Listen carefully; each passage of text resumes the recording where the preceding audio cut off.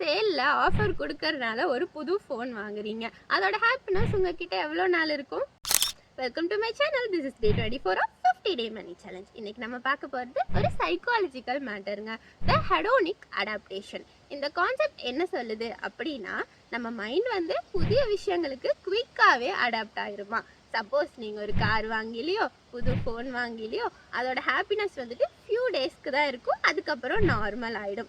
இது life style இன்ஃப்ளேஷன்னு கூட சொல்லலாம். இந்த ஹாப்பினஸ்க்காக உங்களுக்கு புது புது பொருள் வாங்க தோணும், அந்த ஹாப்பினஸ் உடனே குறையும், மறுபடியும் புது பொருள் வாங்குவீங்க, அதிக மணி ஸ்பெண்ட் ஆகும். இது ஒரு நெவர் எண்டிங் சைக்கிளாக மாறும்.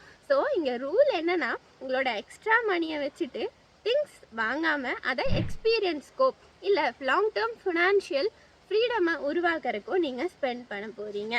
ஸோ இந்த எக்ஸ்பீரியன்ஸ் தான் உங்களுக்கு லாங் டேர்ம் கெயினை கொடுக்க போகுது. அடுத்து உங்களோட எக்ஸ்ட்ரா மணியை எந்த எக்ஸ்பீரியன்ஸில் ஸ்பெண்ட் பண்ண போகிறீங்கன்னு கமெண்ட்டில் சொல்லுங்கள். Follow me for day 25 tomorrow.